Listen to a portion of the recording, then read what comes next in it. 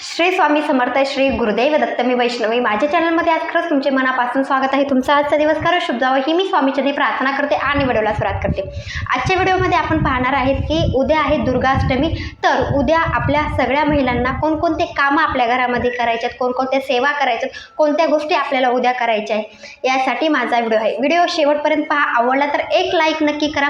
त्याचबरोबर माझ्या चॅनलवर पहिल्यांदा आला असाल तर माझ्या चॅनलला नक्की सबस्क्राईब करा. चला तर मग व्हिडिओला सुरुवात करूया. खूप महत्त्वाचे आहे की आपल्या घरामध्ये कुलदेवीची म्हणजे देवीची सेवा ही झालीच पाहिजे. म्हणजे कुलदेवी म्हणजे सगळ्यांच्या घरामध्ये वेगवेगळी कुलदेवी असती आपली. म्हणजे खूप जणांची तुळजापूर असेल, खूप जणांची एडाई असेल, किंवा जी देवी आहे तिची सेवा आपल्या घरामध्ये झाली पाहिजे. आणि ज्यांना कोणतीच गोष्ट म्हणजे ज्यांना आपली कुलदेवी माहिती नाही तरीसुद्धा खूप जण दुर्गा सप्तशती या ग्रंथाचा पाठ आपल्या घरामध्ये करत असतात. म्हणजे ज्यामुळे सुख समृद्धी, त्याचबरोबर घरामध्ये सगळ्याच गोष्टी असाव्या, कोणत्याच गोष्टीमुळे अडचणी आपल्याला येऊ नये यासाठी आपण देवीची उपासना करत असतो. सगळ्यात महत्त्वाची गोष्ट म्हणजे घरामध्ये पैसा नसला तरी चालेल, पण घरामध्ये सुख असावं यासाठी देवीची सेवा करणं गरजेचं आहे. देवीची सेवा जर आपण केली तर कोणत्याच गोष्टीची कमतरता आपल्याला भासत नाही. तर सगळ्यात महत्त्वाची गोष्ट की असं म्हटलं जातं की मंगळवार हा स्त्रीनं धरावा देवीसाठी. म्हणजे आपल्या कुलदेवीसाठी मंगळवार धरला पाहिजे. ज्यामुळे म्हणजे आपल्याला जेवढं जमेल तेवढं आपल्याला करायचं असतं. घरामधून जी सदस्य आहे, जी स्त्री आहे, सून असेल, सासू असेल, जी कोणी असेल, तिनं मंगळवार खूप महत्त्वाचं आहे देवीसाठी धरणं. खूप जण आपण पाहतो की मंगळवार धरतात देवीचा. त्याचबरोबर खूप जण मंगळवारी, शुक्रवार असेल किंवा पौर्णिमा असेल, अष्टमी असेल, नवमी असेल, त्या दिवशी कुलदेवीची सेवा आपल्या घरामध्ये करत असतं. म्हणजे त्याच्यामध्ये कुंकुमार्चन आलं. एक गोष्ट लक्षात ठेवा, मी तुम्हाला आधीही सांगितले आहे की उद्या आपल्याला काय करायचं आहे. जी चैत्र नवरात्र आहे तो कालावधी 9 दिवसाचा आहे. आणि 9 दिवसामध्ये जेवढी सेवा आपल्याला होईल तेवढी सेवा आपल्याला करायची आहे. तर आता उद्या आहे महाअष्टमी. तर उद्या अष्टमी. तर उद्या तुम्हाला सगळ्यांना ज्या गोष्टी करायच्यात, महिलांना आता 6-7 दिवस जर तुम्हाला सेवा नाही झाल्या तर तुम्ही उद्या आणि परवा करू शकतात.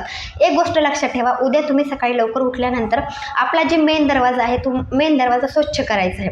स्वच्छ करून दोन्ही साईडला म्हणजे हळदीचं लेपन तुम्ही करू शकता. खूप जणांनी 9 दिवस करायचं असेल, पण खूप जण गुरुवारीच करत असतील. म्हणजे ज्याच्या त्याच्या अडचणी किंवा मासिक धर्म असेल, कोणती तर अडचण असते महिलांच्या बाबतीमध्ये, तर तुम्हाला महाअष्टमी म्हणजे 2 दिवस उद्या आणि परवा तुम्हाला 2 दिवस जेवढी सेवा होईल तेवढी सेवा करायची आहे. तर उद्या तुमचा मेन दरवाजा स्वच्छ करायचा आहे. दरवाजावर स्वस्तिक काढणं, ओम काढणं, त्याचबरोबर दोन्ही उंबरा जी आहे उंबऱ्याला दोन्ही साईडनं तुम्हाला स्वस्तिक काढायचं आहे. हळदी कुंकू मिक्स करून तुम्हाला स्वस्तिक काढायचं आहे. त्याचबरोबर दोन्ही साईडला तुम्हाला फुलंसुद्धा ठेवायचे. आपल्या देवीला म्हणजे आपल्या देवीसाठी किंवा आपल्या घरामध्ये लक्ष्मी माता ही दरवाजातूनच येत असते. जी आपला प्रवेशद्वार आहे तिथूनच येत असते. तर प्रवेशद्वार स्वच्छ असेल, त्या ठिकाणी रांगोळी काढलेली असेल किंवा त्या ठिकाणी जेवढ्या गोष्टी आपण छान दिसणाऱ्या करणार त्यावेळी आपल्या घरामध्ये लक्ष्मी येत असते. तर सकाळी पहिलं काम तुम्हाला उंबरा स्वच्छ करायचा, दरवाजा स्वच्छ करून घ्यायचा आहे.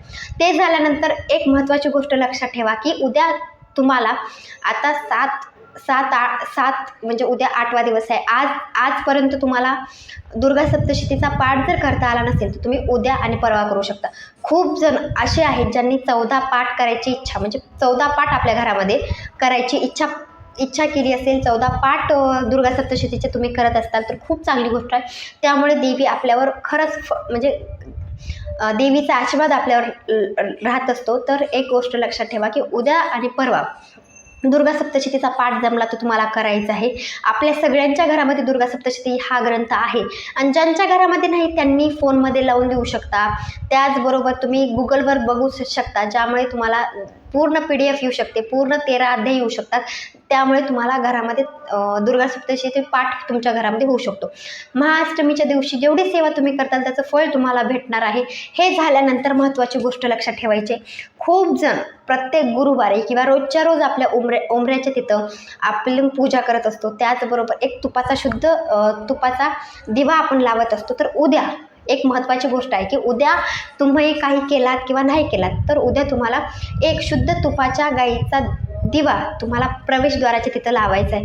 सकाळ संध्याकाळ लावायचं आहे. आणि आपण ज्यावेळेस कोणतीही सेवा ज्यावेळेस करणार, उद्या तुम्ही कुंकुमार्चन पण करणार, त्यावेळेस एक दिव्यामध्ये तुम्हाला तुपाचा दिवा लावून पूजा म्हणजे ज्यावेळेस तुम्ही कुंकुमार्चन ज्यावेळेस श्रीयंत्रावर करणार असाल त्यावेळेस सुद्धा त्या ठिकाणी आपल्याला तुपाचा दिवा लावायचा आहे आणि कुंकुमार्चन करायचं आहे.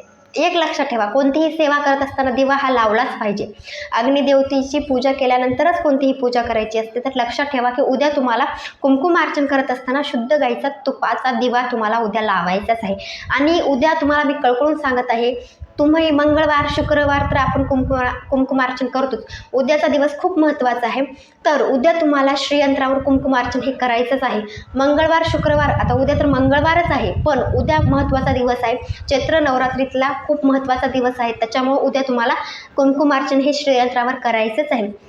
म्हणजे काय करायचं आहे सगळ्यांना माहिती, श्रीसूक्त तुम्हाला म्हणायचं आहे. 16 वेळा म्हणणं होत नसेल तर 1 वेळा का वेळा तुम्हाला श्रीसूक्त म्हणायचं आहे. त्यानंतर आपले जे मंत्र आहेत, विष्णू गायत्री मंत्र असेल, लक्ष्मी गायत्री मंत्र असेल, 99 मंत्र असेल, कमलात्मक मंत्र आहेत, हे तुम्हाला 3-3 वेळा म्हणा, 5-5 वेळा म्हणा, 7-7, 11, 16 जितक्या वेळा म्हणतात तितक्या वेळा तुम्हाला उद्या कुंकुमार्चन करत असताना ते मंत्र म्हणा.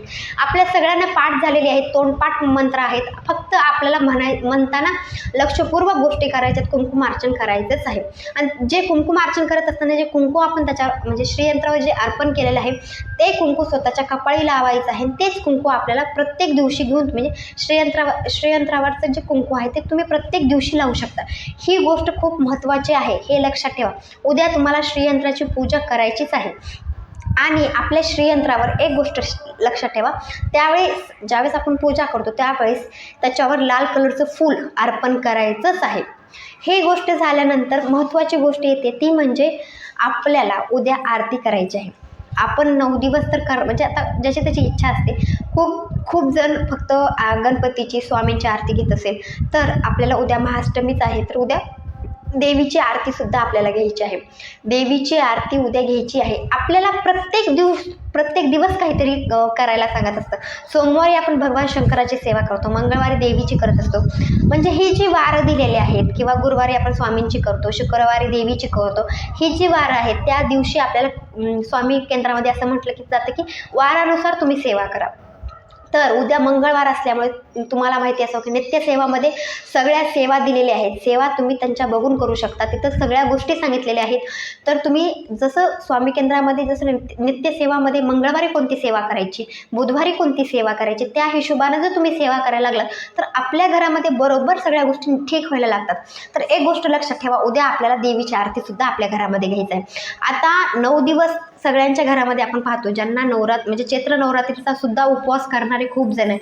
म्हणजे खूप जणांच्या इथं कळश स्थापना तर असतेच, त्याचबरोबर खूप जण जे चैत्र नवरात्र धरतात म्हणजे 9 दिवसाचा जे उपवास धरतात त्यांच्या घरामध्ये देवघर सोडून दुसरीकडे देवीची पूजासुद्धा मांडली जाते. म्हणजे ज्याच्या त्याच्या हिशोबानुसार ज्याला सवय आहे किंवा ज्याच्या घरामध्ये ह्या गोष्टी परंपरेनुसार केल्या जातात त्यांच्या घरामध्ये 9 दिवस देवीची पूजासुद्धा केली जाते किंवा वेगळी पूजासुद्धा मांडली जाते. तुमच्या इथं एक गोष्ट बघा, तुम्ही तुमच्या घरामध्ये कळश स्थापना केलेली आहे की नाही. आता माझा व्हिडिओ कुणीही बघू शकतो, म्हणजे भाऊ असेल, दादा असेल किंवा एक स्त्री असेल, जी स्त्री असेल, एखादी मुलगी असेल जिला खरंच काहीतरी वाटत असेल त्यांच्यासाठी मी सांगत आहे, तुमच्या घरामध्ये कळश स्थापना ही झालीच पाहिजे. नवरात्रीच्या पहिल्या दिवशी तुम्ही जर केली असेल तर खूप चांगली गोष्ट आहे. जर तुमची मासिक धर्म आला असेल, काहीतरी अडचण, स्त्री म्हणलं की अडचणी असतातच, तर माझ्यापासून तुमच्यापर्यंत अडचणी आहेत. जर तुमच्या इथं अडचण असेल, मासिक धर्म असेल किंवा तुमच्या घरामध्ये कळश स्थापना तुम्ही कधीच केली नसेल तर तुम्हाला उद्या किंवा नवमी, उद्या किंवा परवा तुम्ही कळश स्थापना करू शकता. म्हणजे मंगळवारी तर आपण करणारच, मंगळवारी शुक्रवारी तर करतोच, पण उद्या अष्टमी पण आहे, उद्या मंगळवार पण आहे, तर उद्या तुम्हाला कळश स्थापना पण करायची आहे. हे झाल्यानंतर एक महत्त्वाची गोष्ट आपल्यासाठी आहे ती म्हणजे नोकरी असेल, नोकरी लागत नसेल किंवा लग्न होत नसेल, याच्यासाठी सुद्धा एक उपाय सांगितला गेला आहे. तो म्हणजे की 11 लवंगा जी असतात त्या एखाद्या देवीच्या मंदिरात जाऊन अर्पण करायचे असतात असं म्हणतात. पण एक लक्षात ठेवा, ज्याला खरंच विश्वास आहे, आपल्याला स्वामींवर विश्वास आहे, आपली श्रद्धा देवीवर आहे, त्यांना मी सांगत आहे, कळकळून सांगत आहे, जेवढी सेवा तुम्ही करता तेवढे सेवेचं फळ तुम्हाला नक्की भेटणार आहे.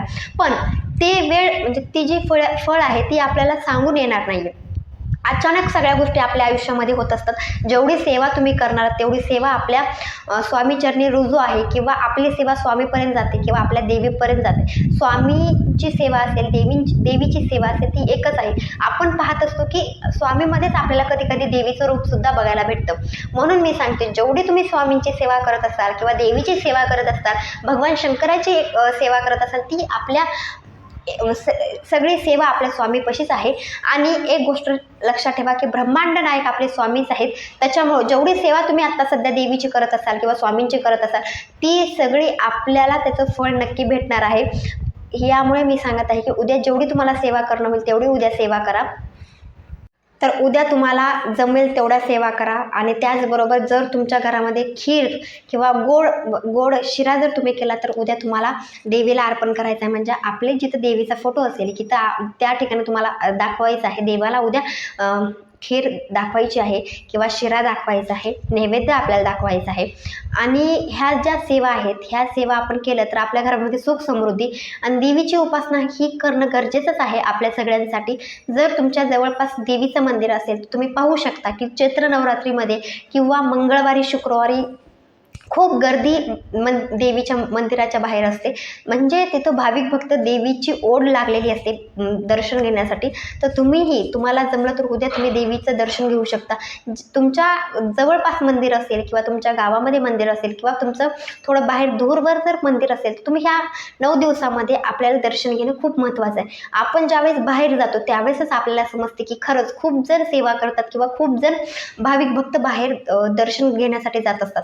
आपल्याला घरामध्ये बसून काहीच माहीत नसतं. जेव्हा आपण बाहेर जातो तेव्हा आपल्याला समजतं. आणि एक गोष्ट लक्षात ठेवा, ज्यावेळेस तुम्ही स्वामी केंद्रामध्ये जाता तिथल्या नियमानुसार राहायला लागता किंवा तिथली सेवा तुम्ही ज्यावेळेस करायला लागता त्यावेळेस तुम्हाला समजते की आपण जे करतो ते किती बरोबर आहे किंवा आपण किती सेवा करायला लागला आहात हे आपल्याला स्वामी केंद्रामध्ये केल्यानंतर कळतं. म्हणून मी तुम्हाला सांगत आहे की सेवा करत असताना मनातून सेवा करा. जसं स्वामी केंद्रामध्ये सांगतात तसं करा. आणि ते झाल्यानंतर रामनवमी शेवटच्या दिवशी आहे आणि आपण सगळ्यांनी गुढीपाडव्यापासून आपण रामनवमीपर्यंत जी रामरक्षा स्तोत्र आहे ते म्हणायला सुरुवात केलेली आहे. 11 वेळा म्हणत आहोत किंवा तुम्ही 1 वेळा म्हणत असताल किंवा तुम्ही ऐकत असताल तर आपल्याला ही ज्या सेवा आहेत रामनवमीपर्यंत करायच्या आहेत. आणि मी तुम्हाला आणखी सांगते की मी जी रामनवमी कशी साजरी करायची ते सुद्धा मी सांगितलेलं आहे. तो व्हिडिओसुद्धा बघा ज्यामुळे तुम्हालाही समजेल की रामनवमी कशी साजरी करायची. माझा हा व्हिडिओ खरंच आवडला असेल लाईक शेअर सबस्क्राईब नका. भेटूया नंतरच्या व्हिडिओमध्ये. श्री स्वामी.